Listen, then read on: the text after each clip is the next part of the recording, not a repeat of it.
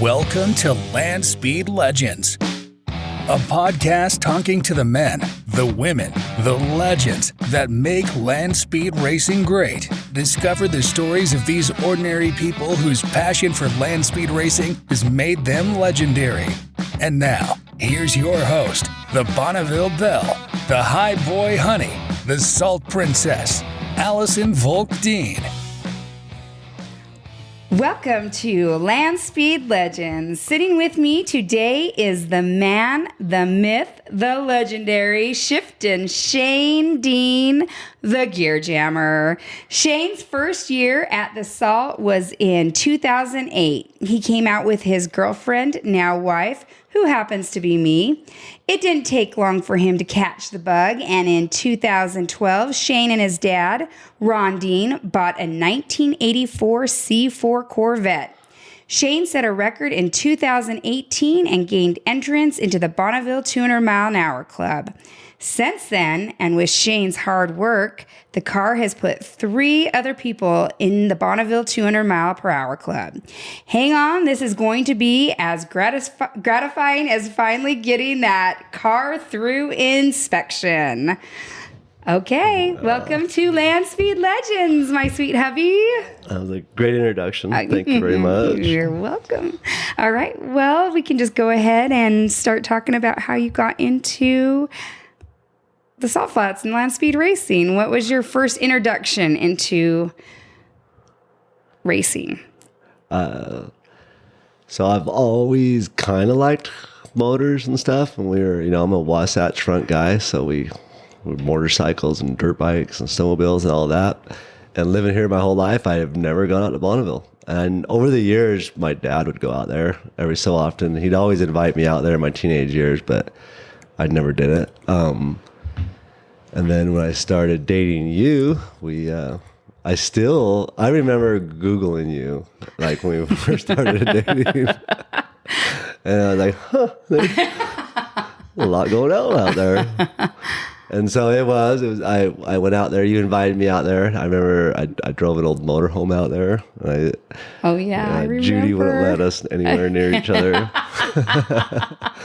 So I stayed in the motorhome, and I drive the motorhome out to the Salt in the morning, and I drive it back. But I was really taken away. I just thought, how could I live so close all these years and miss such a thing that was right down my alley and everyone that I knew. I think if more people knew what was going on out there and the fun that was going down, we would have grown up doing it. We just didn't know. Yeah. That's awesome. I like that your little introduction. Well, what did you think when you when you first came out to what did you think about just the atmosphere out there? Just besides just the It's pretty, I guess that's pretty overwhelming. I shouldn't say overwhelming, but impressive. I went out there to meet you and your family, and I kind of got the good tour, I guess. Kind of took me around and gave me the first class scenario. And I could really see how people were getting interested and hooked on it. I was like, oh my gosh, you're telling me that we can build a car, and as long as these dudes over here say it's okay, we go as fast as that thing will go. And it took a little bit to set in. I remember driving. So I came out with you, and we hung out. You let me drive the car, which was good and bad. It was awesome, but the Roadster. Yeah. So I got my A license, I think the first or second year I came out. Yeah.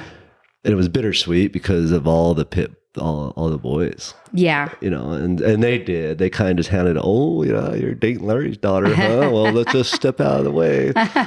And I think it was the end of the week. It wasn't going to happen. The motor was still alive. And Larry asked me if I wanted to drive. And I was like, yeah. And so we started plucking away at it. And it was impressive. I've never done anything where all those people were working for me. Oh, yeah. And it tripped me out because it's just not the way I do things. It was so weird to sit there and see Chauncey and Dallas and Pat and everyone everyone, Brady, working and busting their butt, and then just standing back and letting me get in there. That was that kind of tripped me out. This is pretty cool. I can see how drivers get all hoity-toity. Like the real fancy ones, the Formula One guys. I do remember I invited my dad after I came out. I came out without him, and then I was like, "Hey, Dad, I'm going out to Bonneville. This girl, Dayton, they race out there." And he's like, "Yeah, I told you. Yeah, I told you should come out here." And then so he started coming out, and I remember driving up and down the pits with him, and kind of like looking at what it takes, right? Yeah. We're business guys, so we're looking at the logistics. What type of trailers? What type of cars? What type of tools they got? And then we started kind of like, I think, and I remember him making a comment to me that said, if I was a little younger, boy, we could really get into this. And I was like, yeah, I'm still young. Yeah. But I am. And he kind of shrugged it off, and we kind of went from there, and we started hanging out with the Volks and the Nish, and I think we started investing and diving into your guys' program. Yeah. So you said, we kind of want to get into this. We did. We're so far over in our heads, right? Like we're just looking at it thinking, well, we kind of had the means. We had trailers and trucks and tools and shops, but no know-how. It just looked like a lot of fun. But we hung out with you guys for a few years. Like I said, you guys let me license up. I got my A license in the 59, and I was hooked. I was like, holy cow. What'd you think about driving the 59? I remember honestly thinking there's no way she kept her foot in it. I was like, my brain just saying, let go, let go, let go. That's enough. That was my brain too. Sometimes like, oh my gosh. And then I was like, there's no way. Because I was screaming, let go, that she didn't let go. But I let go way before you did, because that was gnarly. Yeah, that was probably like what codified the fact that we were going to get married. The fact that you could handle it at Bonneville, and the fact that you were like, oh, that girl had kept her foot in it. Like, no, I could see that. I'm very cautious on people I invite out, right? Yeah, it's a little different. Oh, yeah. It's super fun for me, but not for you. Yeah. It definitely, but it filters out people when you bring them out there if you're dating them. Well, and it's so my dad always taught me, like, participating is a big deal. Like, you don't have to be the king or like he's like, the guys that are doing it. You hear people talk about it, and Ron always taught me, you're better off just to go do it. You don't need to be the best, but at least you're doing it. So I agree. We kind of, I think with that philosophy carried on. I mean, I think at some point we realized that I probably won't be driving the 59 car for like 10 years. Yeah. And I was like, holy cow. And it was super fun. We'd go out there, we'd wrench, and I was kind of like the pit, I don't know, slave, I guess, run around and just, I didn't know. Go-to boy. Yeah, I could see what was needed, but I didn't feel comfortable wrenched on people's stuff. So I felt like I provided a good pit for a few years, and then, like, this is getting boring. We got to do something. Okay. So then what did you guys do from there? You guys investigated? Okay. No, your dad actually brought it to us, and we had a little meeting, and he's like, hey, there's a car for sale, and it's in a record that I think is doable. And at that stage, I understood a lot of the records and the classes. I mean, not the full-on nuances of it at this level, but enough that what he said made sense. And so he pointed out that there's a Corvette, an 84 Corvette for sale, and it's a GT class. And I think at that time the record was 213, I want to say. 212. I think it was, right around there. But yeah, in your head, you're like, yeah, dude, I could take a Corvette 213 miles an hour. Oh, this would be easy. Yeah, we do it. And it wasn't even that. I don't even think we were going for the record. We just wanted something to do. Yeah. We were running that one car. We had like 5 guys sitting around wanting to wrench and race stuff. So we thought, you know what? Let's just buy something to go, just to run. Just to do. Yeah, and that was when we bought that Corvette. The only intentions were just to have something to play with out there. Like that wasn't the 59 was going to be the record car, and this was just going to be something to do in between waiting on runs and drivers and all that. But it didn't end up being that way. Well, then you spend $10, and you're like, dude, if we spend $20, it's actually like $30 worth of stuff, but. It grew. Like we thought, you know what, we bought the car, as a lot of people do.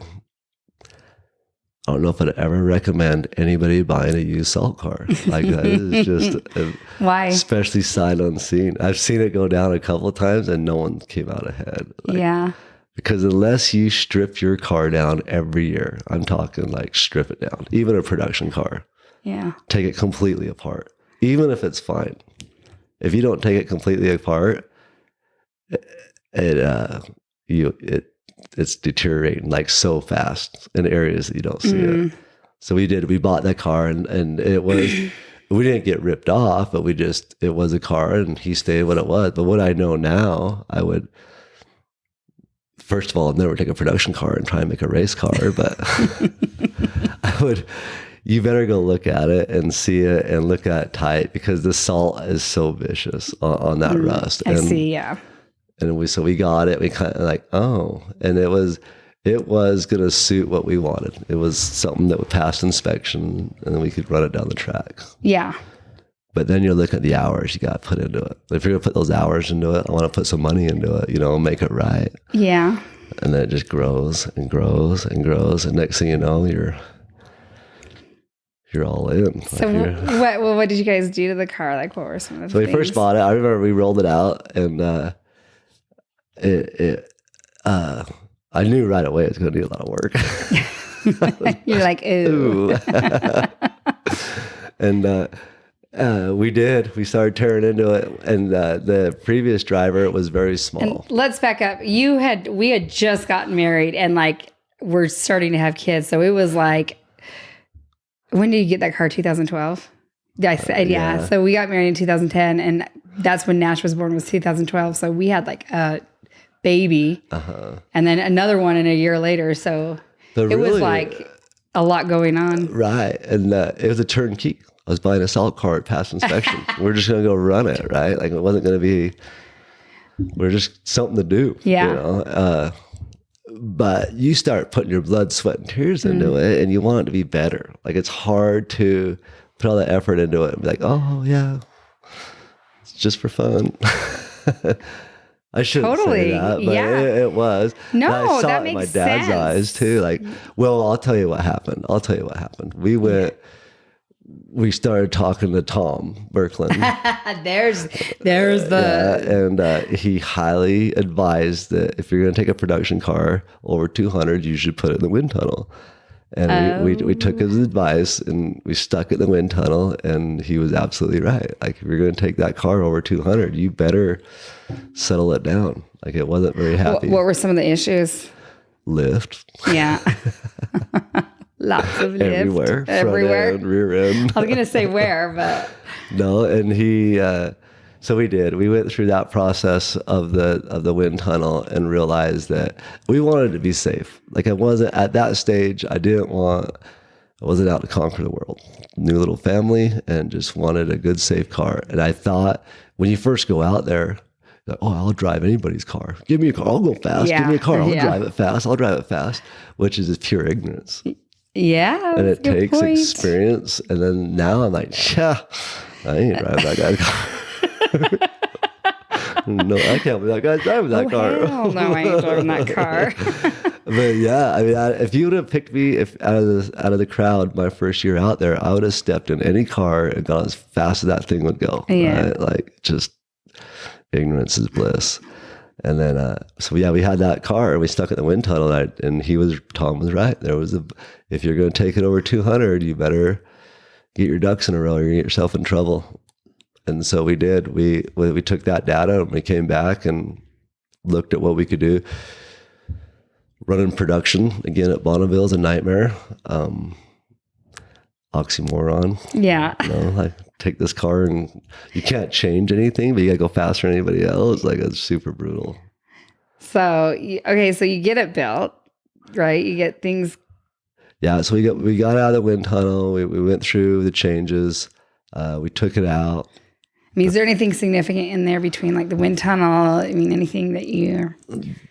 There was. I learned that we keep the front air down on our Corvette. We worked a lot on the attack angle, the rake on the car. We figured it was very critical.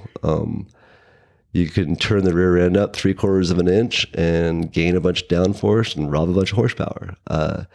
It was crazy what 3/4 of the inch would do on the back end of that car. Mm-hmm. In fact, the first couple of years we ran it without suspension with Heims in the rear end. And so every run I would take it and like turn the rear end up, an inch, and then I'd suck it back down. And we were trying to figure out where it was happiest, I guess. And so we tried really aggressive tack angles, and we really sucked the rear end down. The problem is I didn't have suspension. So yeah, it was a great measuring tool to adjust the attack angle. But it was so scary to drive. Like, I remember it would get into like some little rhythm of and you couldn't break until it like hunkered down and bit in, and then it would take off, and then you'd hit a pothole, and it wouldn't soak it up. It would jump in the air and shoot to the right like 6 or 7 feet, and then come back down on all four. Or it would ride the front wheels for like 3 or 4 feet and then come down and shoot you back over the other side of the course. It was super. Like at 190, it was undoable. At least the years that we were running. And it wasn't as good as salt. It didn't seem like those years. But I asked everybody, like, so you run suspension or no suspension? And all the old timers would be like, yeah. So when the salt's good, it's fine. Suspension's fine. Yeah. When the salt's bad, it's not so good. You're like, yeah, no kidding. I think if someone asked me, that's how I'd put it. It works out pretty good when it's solid, but. So you eventually, what did you guys do for suspension? Didn't you guys do something crazy? You just put like the. Oh yeah, it's a Frankenstein. It wasn't it out there that you fit. But what did you do out there? Like it was something out there. I swear that you did. So the year I set the record, I showed up with suspension ready to go. You did. Okay. So we ran it, and I was like, dude, I can't get over 190. I can't. It's not happy, and I can't control the car. It was scary. We put this then. So out there that year, we actually put the suspension in. That's right. Okay, so you did. So where I do remember that you put the suspension in, and you were like, oh my gosh. Yeah. It was a dream. She just hunkered down and bit right up. I remember the track was terrible, and I rode the left side of the course. At this point, I've been running, 3 times a day, world of speed week. I guess I should back up. So we went through a couple motors. Yeah, let's back up and talk about some. You went through a couple motors. You had some issues with shifting, which is how you got your. Wait, let's hear about it. So your dad introduced us. Your dad introduced us to Mike Lane, his fast lane machine, who is a mad scientist in Orem working on heads, and my dad. Him and Mike hit it off. Like they're pretty good buds. And so somewhere along the line, apparently it came out that what can you do with a 305 cubic inch motor? And Mike was like, dude, I could make it scream. Yeah. And we're like, but it's a drag racer scream, right? Like a little bit different rip. And yeah, he did. He went to town on that thing, and I bet you it was a year later he called back up and was like, and it was way beyond me and my dad. Me and my dad are fabricators. We have a steel business.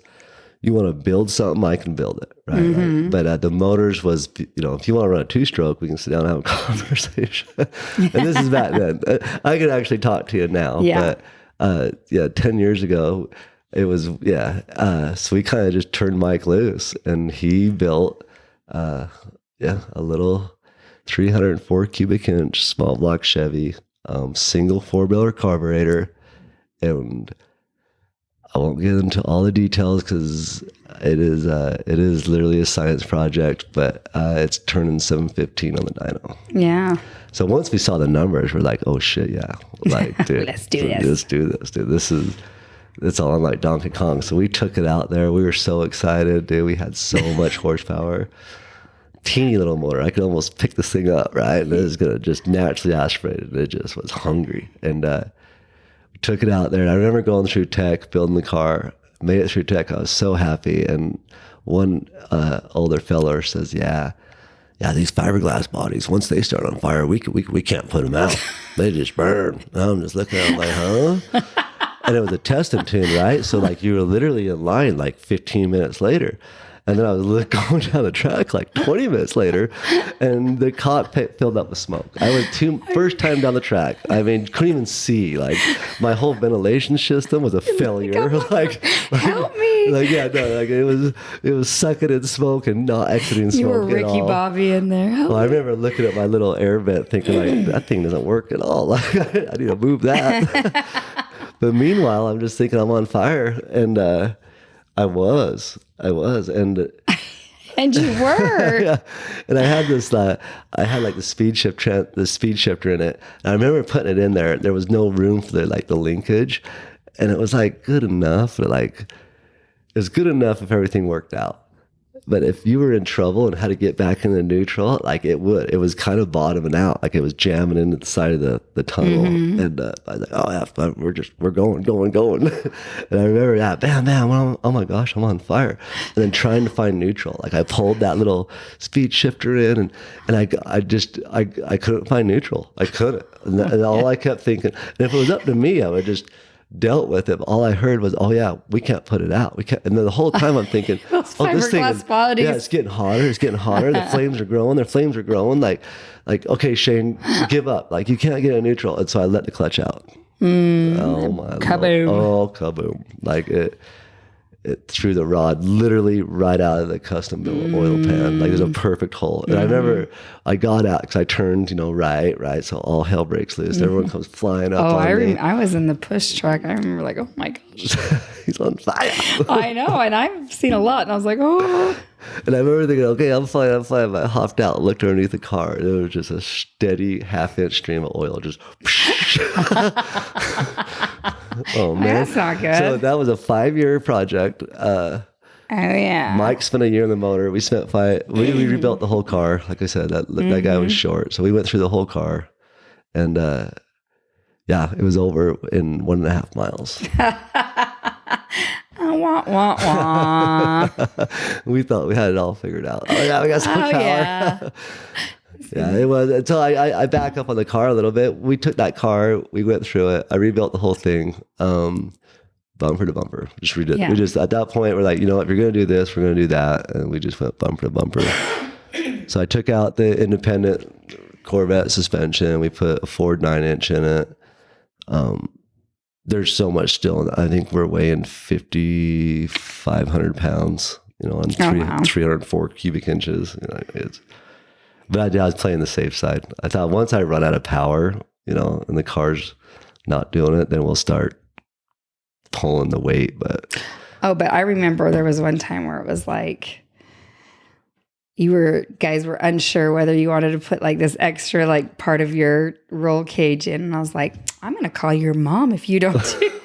You guys are, we'll put it in, don't say anything. No, the problem is once you get a car that short and heavy, I know you can't we breaking trailers. I mean, you can't use 2x12s as it's a ramp. A nightmare you can't to do anything. unload. I just split 2x6s and 2x12s out of nothing. I just go through a bundle a year. I know. Every time you load the car. Trust me, we all know. So the logistics of that car was a whole nother endeavor. Oh my gosh. As is with most salt guys. Yes. Because you can't. Well, yeah, that car takes a lot more to unload than most. So now that I'm more experienced and you go around, I think that's half the enjoy guys getting creative is the logistics of getting that car to Bonneville, back from Bonneville, down the salt, back from the salt, loading it and unloading it. When they're riding a half inch off the ground, and I can't imagine the Streamliner nightmare that those guys go down. I mean, I'm running a Corvette and can't figure it out. I had to build a custom trailer just to get my production car on. I can't imagine a 40-footer. Well, let's go. So then you went and redid it. So then what gets you to the point? I want you to get to where you got your nickname.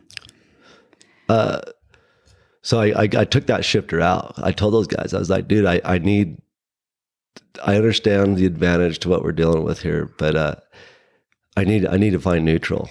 Like when you're in trouble, I need to be able, unless you want to buy another motor, Dad, like I can't. Like I'm not doing that again. Yeah, I can't. That thing's made for a one direction run. And then now that I know more and could go back and fix all my mistakes, different ball game. But poor Mike would show up and just see this a father and son project that are doing their best. Right? And he would just be like, okay, like areas for improvement, boys. This is what we're going to focus on. Your car needs a shift. Step one.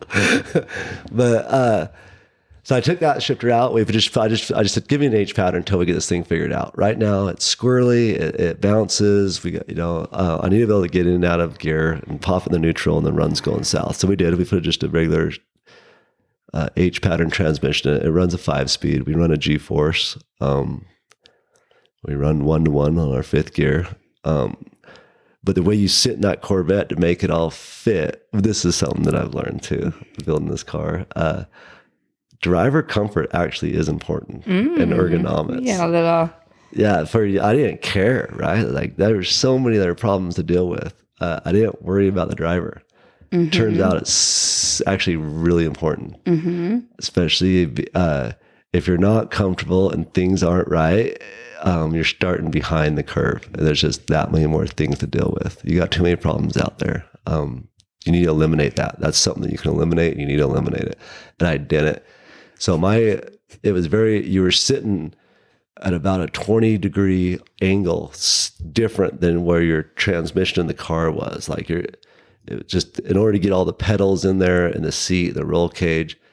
In hindsight, I could make it beautiful now.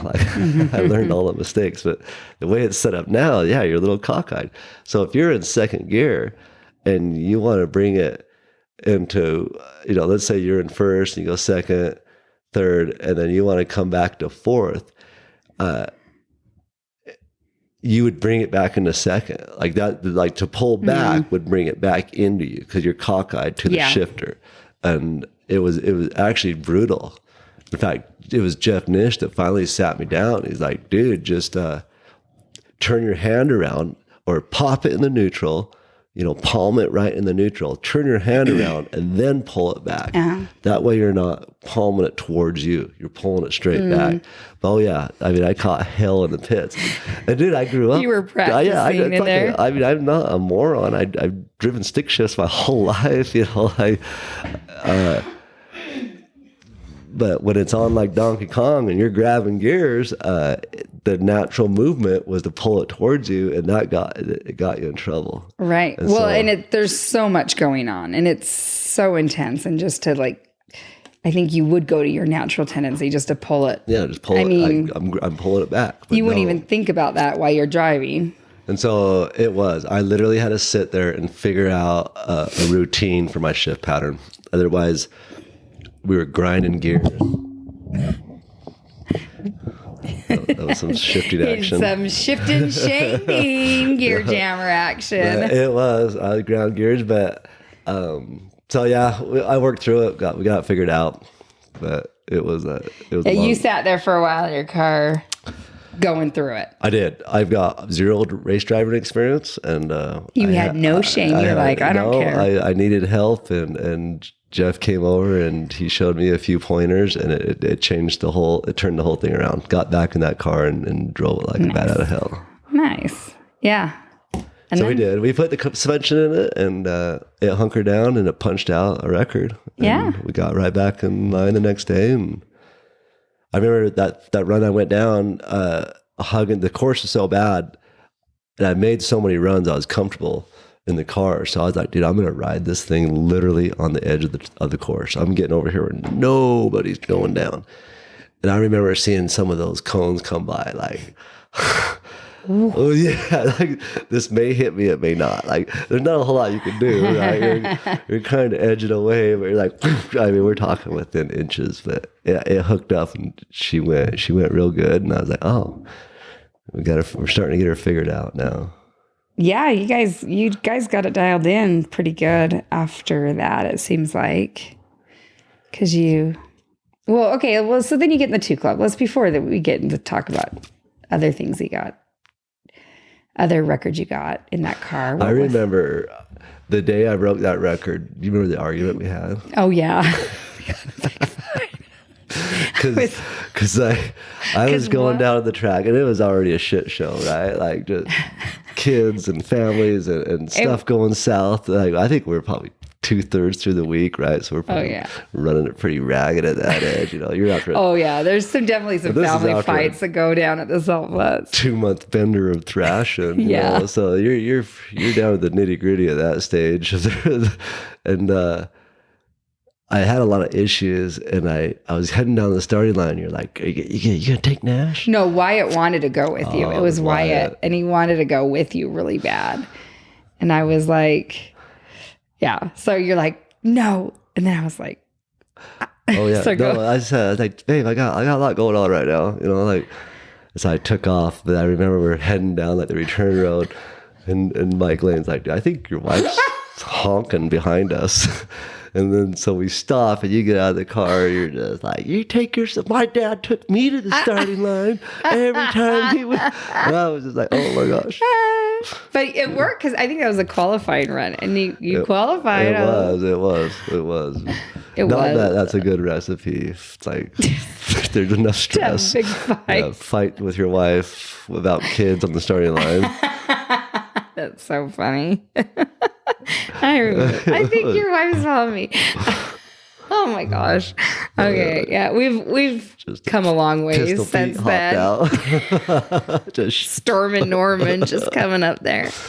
Oh, okay, yeah. So we have come a long way. But yeah, all it took was a record or qualifying. The whole it all went away. Yeah, the whole vibe changed. Yeah, everyone's happy.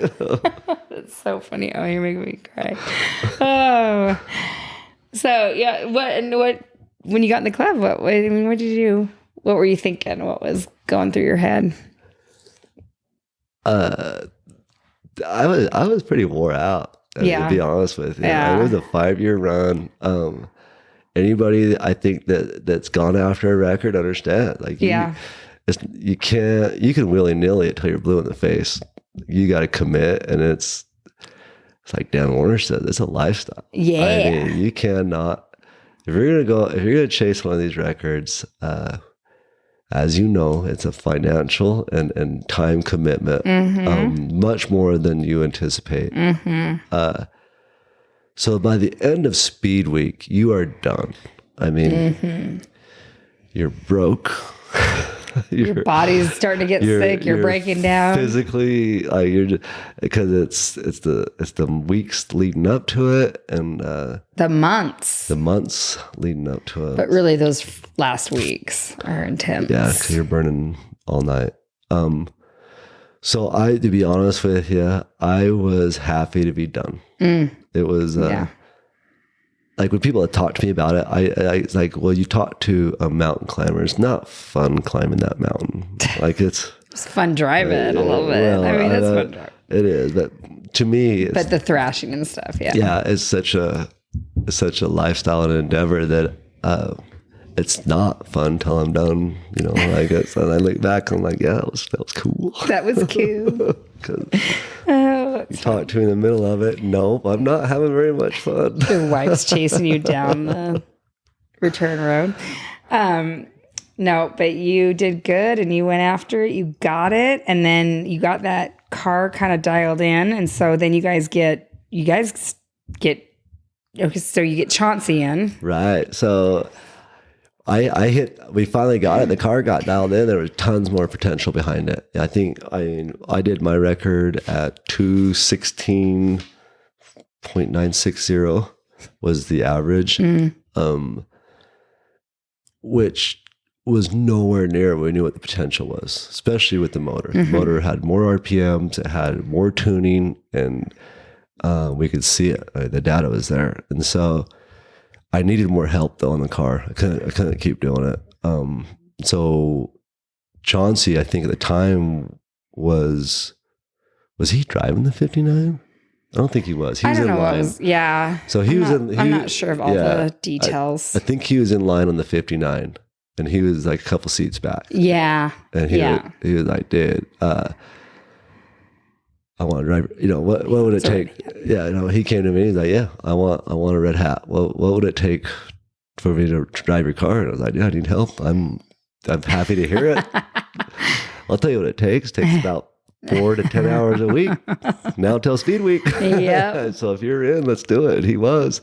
And he's a much better wrench, much better driver. He's a straight up hired gun. So he came on board and went through the car and cleaned it up, made a bunch of improvements, put a bunch of time in the car. He knew what he wanted, and he made it. He went through the car and did it. And then I would let. So, Chauncey's good. He's a driver. It's different. I'll tell you right now. I hate to say it, but until you go and do it, there's a difference. The guy's got 20 years of sprint car behind him. Yeah. I'm just trying to remember what mile marker I went by. Try not to hit the cones. This guy's getting bored halfway down, right? Yeah. He's looking for power. So it was fun to put him in there and see what he could do. And he did. He got in there and drove it to more of its potential. We're still not there. He qualified. We had a few issues. Oh yeah, we lost a piston that week. We did a piston swap in the parking lot of the Red Garter. That's right. Talking about another fight. That was a long week too. That was a long week, and that was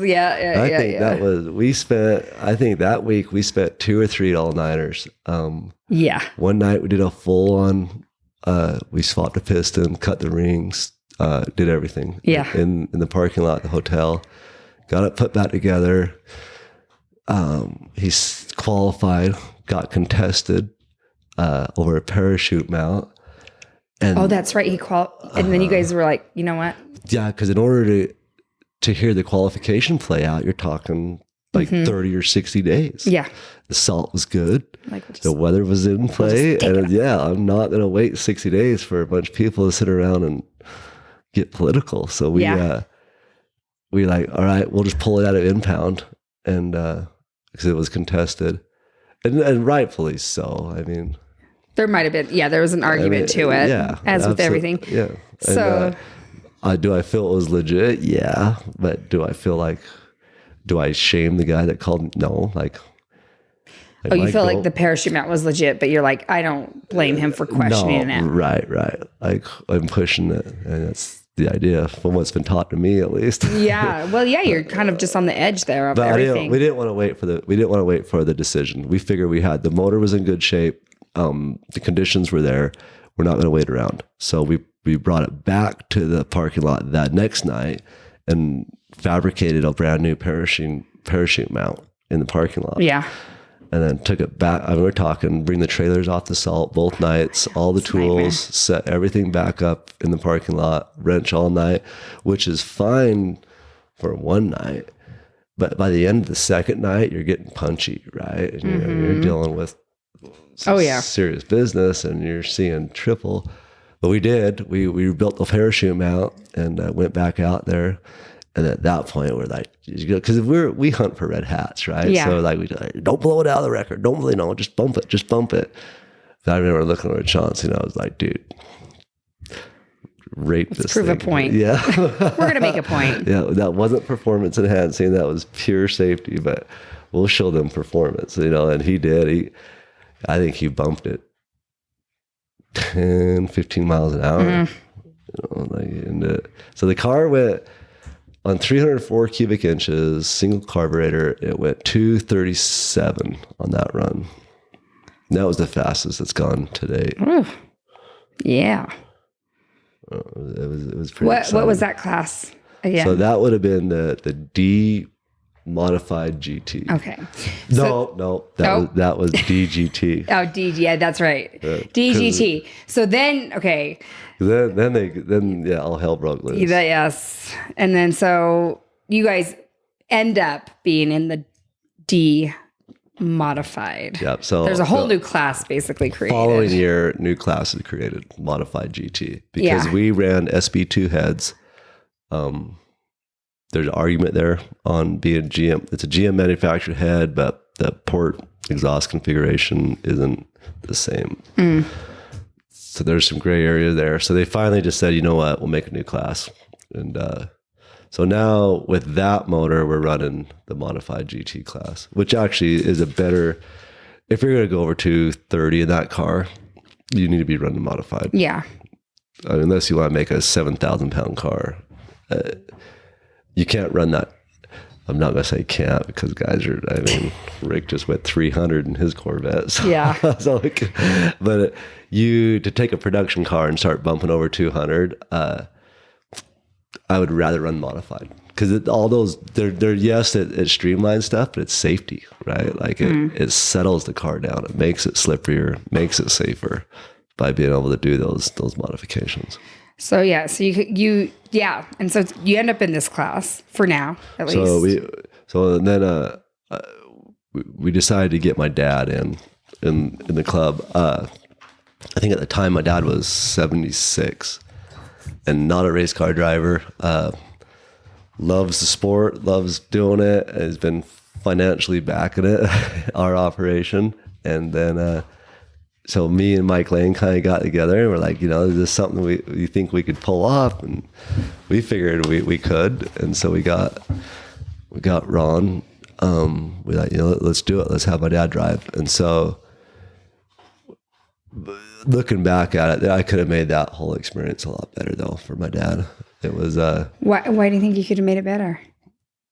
That whole driver scenario, like being comfortable. So we've been pouring those seats now. Like we pour those foam seats. If I could have poured a foam seat for my dad, like one of those inserts, because the poor guy was like could barely see over the steering wheel, and because some of it was spite though, because as a driver and a car builder, I'd be like complaining about stuff, right? And I didn't know what was acceptable and what wasn't. This clutch is pretty hard to push in, maybe our ratios are off somewhere, maybe,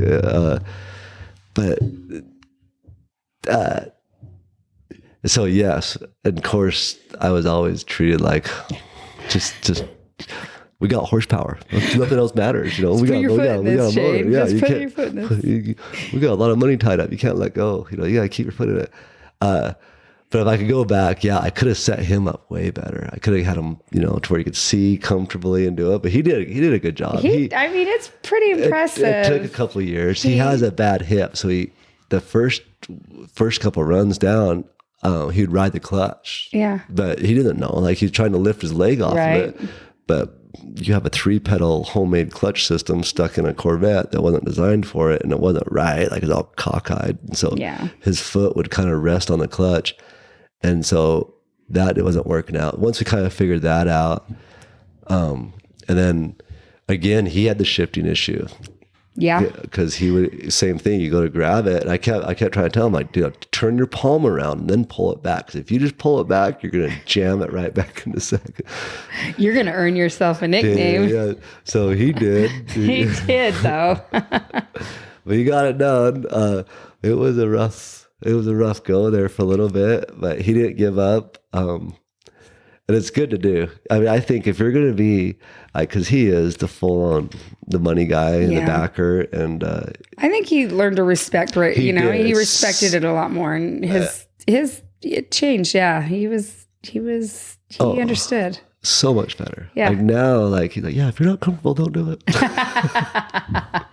Like that's not what I heard. Yeah, no, so it was a beautiful thing. Yeah, it was awesome, and he got in. I mean, that was a cool experience. It was a challenge, and he hauled ass. He brought the mail, dude. He made it happen. Because it was impressive.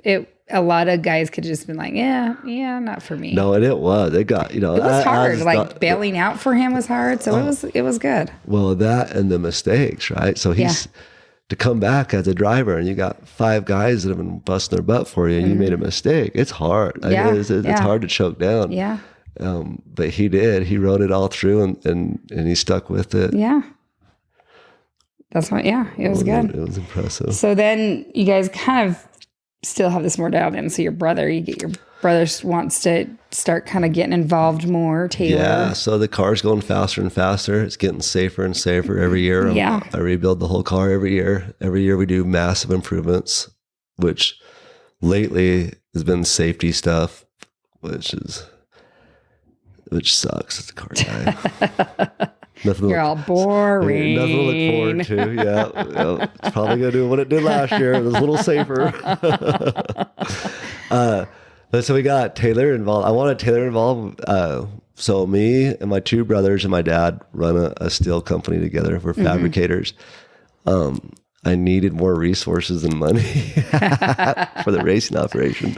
So I had Dad on board, and I figured if I could just start wrapping up the brothers, we could really start getting some backing here.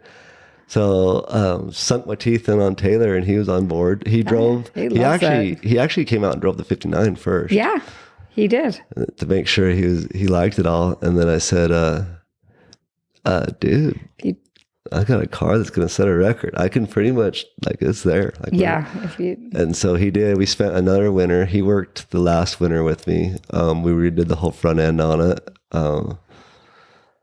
Went through a bunch of changes. Every year I keep just beefing stuff up. I'm trying to stay in the production classes, but just trying to make it as safe can be, right? Just trying to, everything we can, any type of improvement. So we did. We spent another winter. We went through the whole front end on it. We put a bunch of awesome parts on the front end, beefed everything up.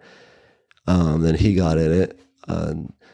I've done it a few times now, right? Take a rookie driver, never driven a race car, and then try and set a land speed record. It takes about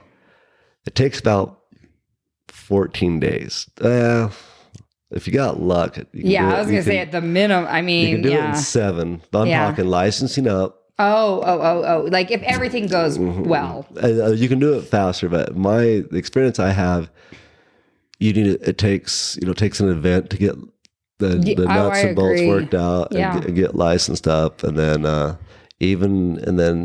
with a little luck, you can come back on the next event and start making runs on the record. Every record we've set out there came from not giving up, though. Yeah, literally spending all night in the parking lot. We've done it a bunch of times. I think Taylor, when he set his record, we ran into this shifting thing again, right? So he drives down, and we can read the computer, and I'm like, dude, you're missing a gear. I'm telling you, because licensing up is actually tricky to hit the RPM. Well, in any. Or you're just saying in general. Yeah, I guess I should rephrase that. As far as I know, it's not as easily said than done. And so it's like, we need to take the car up to, and we've tried different speedo things, but anyways, take the car up to this RPM, run it for this long, and so I tell them, okay, we're good. And usually when you take a rookie driver like that, they're scared. The first run, they probably go 50 miles an hour and think they went 150, right? It's just, they don't know any difference. But you can see them start to grasp. But usually they can grasp it pretty quick if the car's solid. And then within a few days, they'll get their first couple licenses, and then they'll miss one. Or they'll make a record. They'll go for their record, and they'll fall short, fall way short, right? Because there's a big difference between 190 and 220. Yeah. And so then I come out with my legendary talk, right?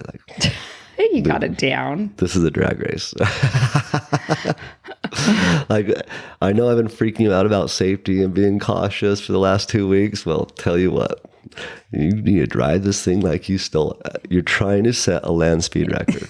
You can't just go through the motions. Do you know what you're here for? Yeah, you can't just run it at the RPM anymore. Now you got to go faster than anyone else has ever done it. So drive that thing like your life depends on it. And they do. They come right back like, oh yeah. Yeah, it makes sense now. Like, yeah. The car runs like shit till you go over 200. Like, they'll come in, this thing's all over the place. I'm like, yeah. Yeah. Go a little faster. Yeah, go faster till she hunkers down. Because, she's not designed it. Because I tried designing a 190 car. It sucked at 200. Big difference. Tore the whole rear end out of it because I didn't like it. That's funny. So Taylor gets in. But yeah, so Taylor does it, and he keeps missing this gear. And this legacy of the shifting on this car is just haunting us. And dude, it got caught there for a minute. I was like, Taylor, dude, grab the gear, do it right. Like, like a big brother. Yeah, dude. It's probably the same thing my dad was saying to me. Like, you need to make this happen. Like, I don't know what's going on there, but this is not working. And so I did. I railroaded him. I felt so bad. So long story short, I don't remember that. So I get on him. I'm like, so he's going to qualify. Like, everything's dialed in, and he misses a gear. He misses a shift. We bring it back, get in line. That's a 4 or 5 hour ordeal. You do it again. He misses the shift. I don't know. Look at him, dude. We just spent 2 days waiting in line for you to miss shifts. This will not work. Like, I am not. Where's your wife? Put your wife in here, because you suck. And I thought, you know what? Let's get the car in the air. And so I put the car in the air.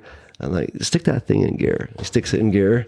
You look at the computer and what it looks like. It looks like he's missing the shift and he's revving it, and you see it.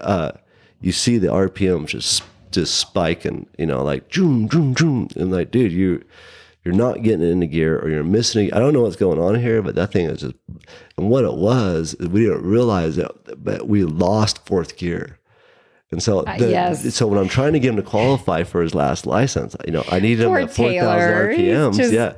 I'm like, take it to fourth gear and run it up to 5,500. You're there. Like, dude, you're missing the shifts. And he felt so bad. And his kids felt bad. His wife felt bad. But anyway, and it wasn't his fault at all. We brought it back. We dropped the transmission and cracked that case. And sure enough, dude, it's missing fourth gear. He was so happy. He's like, yeah. Oh, I bet you he was just, yes. We were all bittersweet. Like, yeah, you're right. You're right. You're like, damn straight, I'm right. So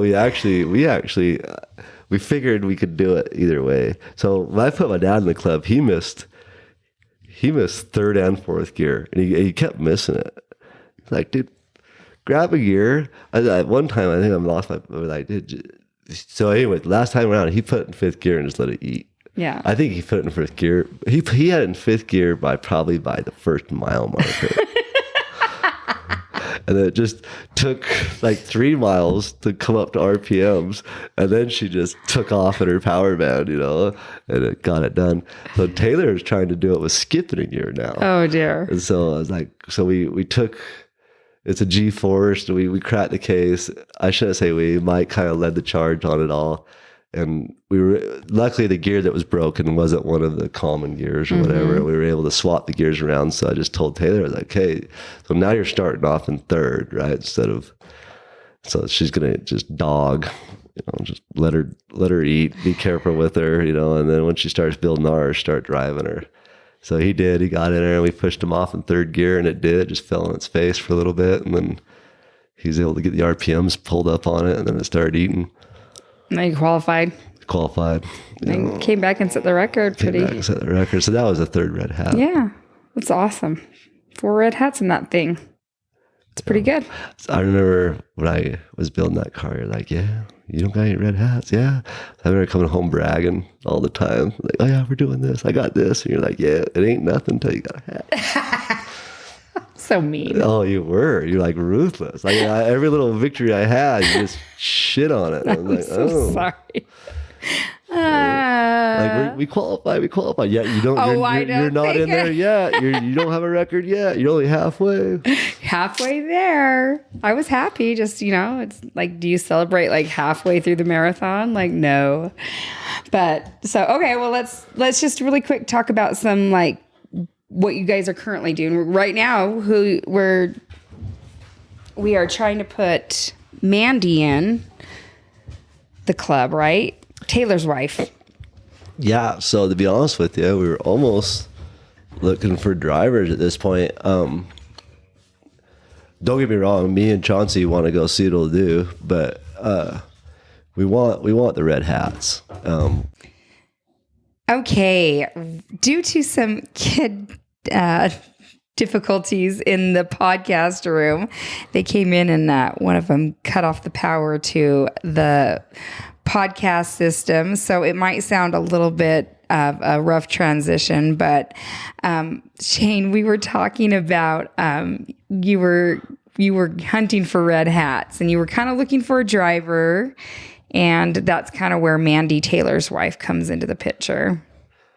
Yeah, so I think what the plan is right now is that we built a whole new cockpit, new safety seats, poured new seats for her. We redid the pedal assembly, moved everything up. So it's a lot more user friendly. One thing I have learned is that I never realized how important the driver comfort was. Yeah, you were saying that. The least of my concerns when you're building the car. Like I've got, all these other issues. Yeah, just get in there and drive, and even I did it. And I would sit there and drive it, like with the gear jammer. Like, that comes from not paying attention to the driver. Yeah. And making it awkward for him. So I've learned the importance of, if you're in that drag race for 90 seconds or a minute and a half, whatever, 5 miles, you need to be comfortable. Not necessarily comfortable, but it needs to be ergonomic, and it wasn't. And it was costing us motors. It was costing us runs. It wasn't set up right. So we've got kind of the powertrain figured out. We're going back through it and cleaning it up. The driver's compartment this year, we redid all of that and new pedals. And the idea is to put her in there. It'll probably be a 2-meet process, as it usually is with a rookie driver. Takes about a week to license up and work the bugs out for them, and then we'll show up on the next meet. And the kind of the deal we got with her is that just drive it till you're comfortable. We have learned, as you know, that it's very important to have the wives on board. Yeah. So, and even if it means putting them in the driver's seat and letting them drive, so we can at least wrench on it and buy the parts we need. Yeah. So I'm all for it. It'll benefit the program. Awesome. Yeah. Danger Deans needs, as with every race team out there, needs a little more influx of cash and help. So I think by getting more family members on board, it'll just make the whole process easier. Yeah. So right now, the idea is we'll put Mandy in it. She'll drive to where she's comfortable. If she's not comfortable, she's going to stop. At least she's got the experience and start licensing up. If that's the case with the motor that we got in it right now, that D motor, it doesn't have more rebuilds in it. So it's got tons of potential. We could go dual carb. There's a bunch of other areas for improvement.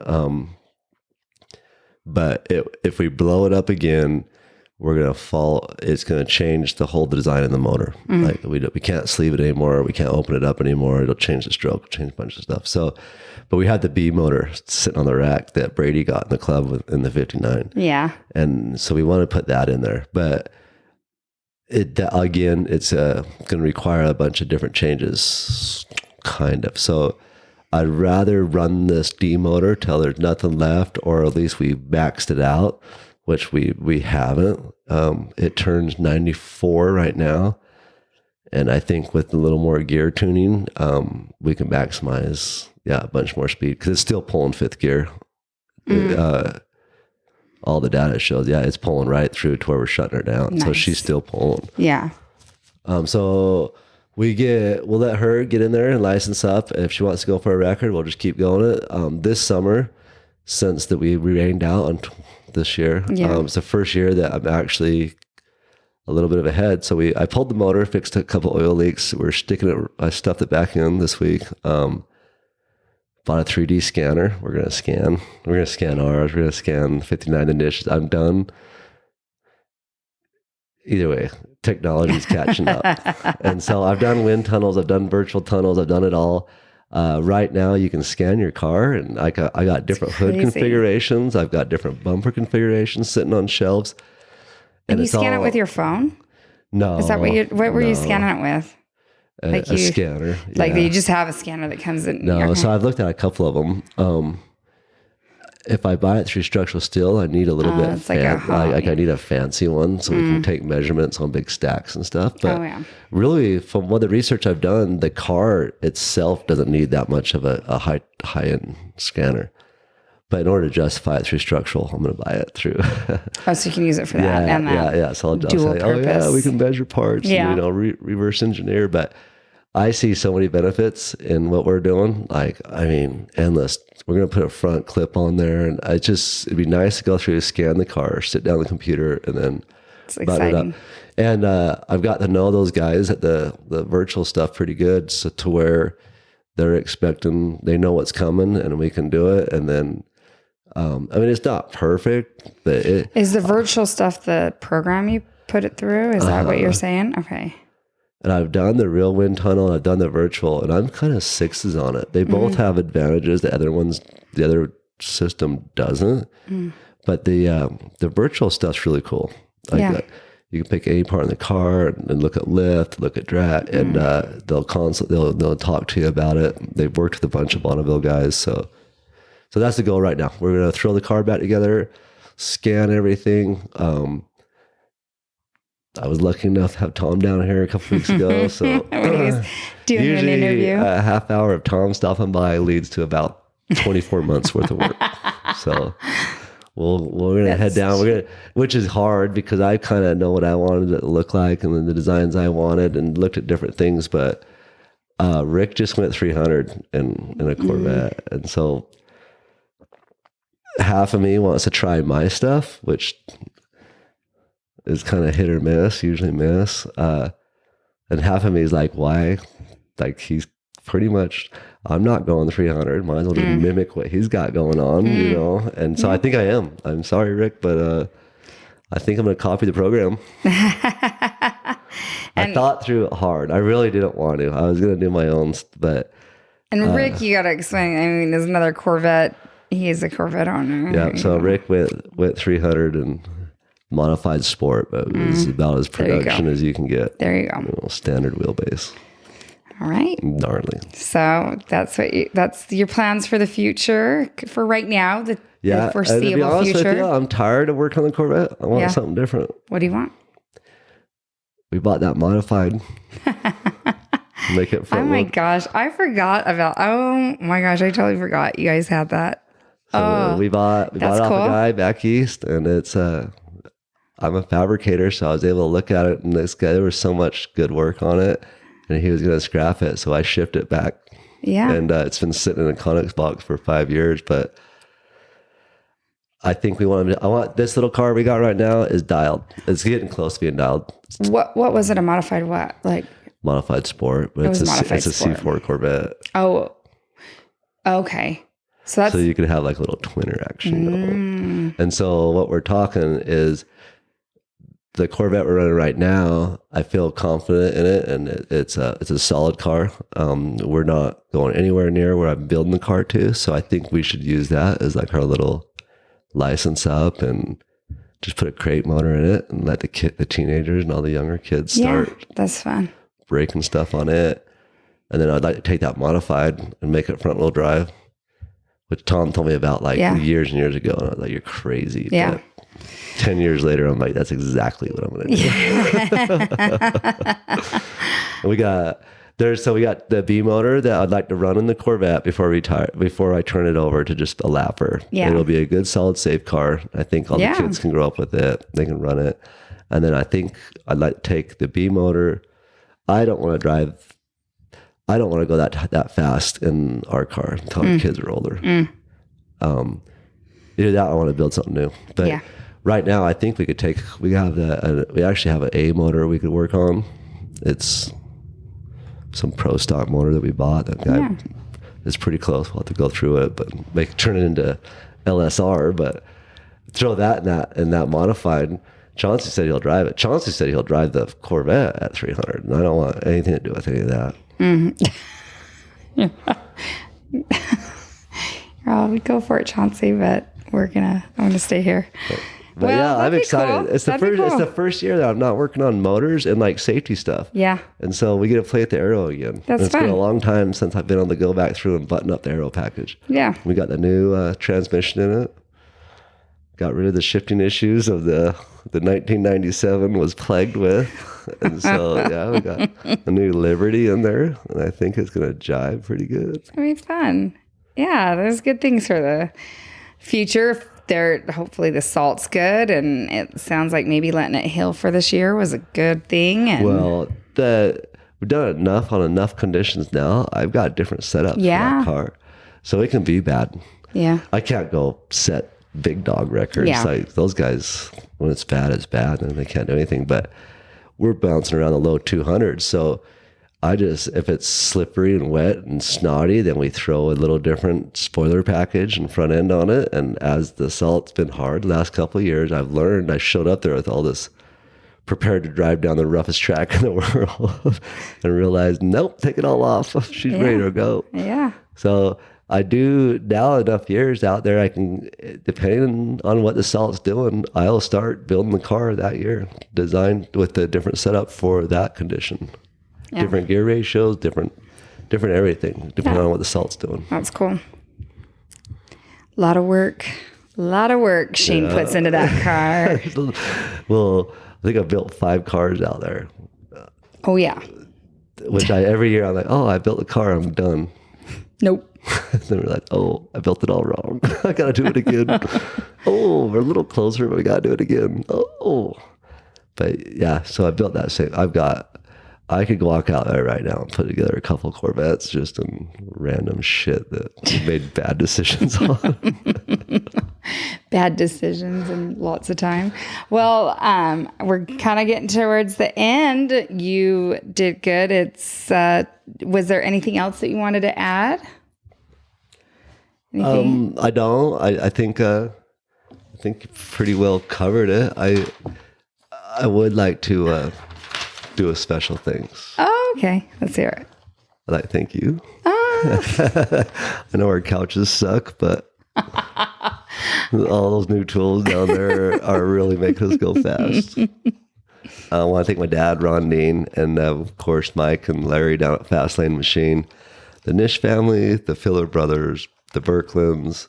Special thanks to Lynn Galbraith. Of course, the matriarch Larry and your brothers Pat and Dallas. Patriarch. He's not a matriarch. Sorry. Matriarch is the woman. I knew I was getting Judy. out of You needed Judy though too. Oh yeah, none of this is going down without Judy's blessing. So definitely your family. None of this would take place. I want to thank my brothers, financially, and so they've supported us in a lot of ways, and definitely the USFRA and the SCTA and all those volunteers. You roll out there thinking there's some giant conglomerate putting it on, and it's not. Mm-mm. It's just a bunch of gearheads that do not want to give it up. And once I realized that, I was like, oh my gosh, like these are just guys that are making this happen. I was like, dude, I'm all in. Like, how can I help? We're going to keep this thing going. That's awesome. Yeah, you guys have donated some stuff with the drags, structural steel the company has, and some other things. You guys have been a blessing to it, but I know that you guys feel like everything else is a bigger blessing to you. So yeah, I've learned a long time ago, I will do anything I can for anybody else. I need all the good juju out there. So much is luck. I will help out there any way I can. Call me. We'll make it happen. That's right. And then, okay, so that's a good wrap up, because another thing that you can always help with, and everyone can help with, is going to SaveTheSalt.org. They need your help more than ever. Donate money, buy a shirt. The end goal for Save the Salt is to get the 10-year pumping project started. Currently, there is an estimate of 206 million tons of salt byproducts on the south side of I-80. The plan is to pump 1 million tons of salt per year from the south side of I-80 to the north side of I-80. where the salt flats is. In order to get this accomplished, we need help from the state government, federal government, Save the Salt, and the mine. We are very disappointed in our federal government. Representative Congressman Chris Stewart, who failed to put in a $5 million requisite for salt restoration project in the 2023 federal budget. Please politely let Chris Stewart and your congressman know you would like the money for the salt restoration project be put in the budget for 2024. If you enjoyed this episode, please like it, share it, consider giving a review. And please go and follow me on Instagram and Facebook pages under Land Speed Legends. Thanks again. Thanks for listening to Land Speed Legends. Make sure you subscribe so you don't miss any future episodes. In the meantime, keep up with the show on Facebook and Instagram under Land Speed Legends. Until next time.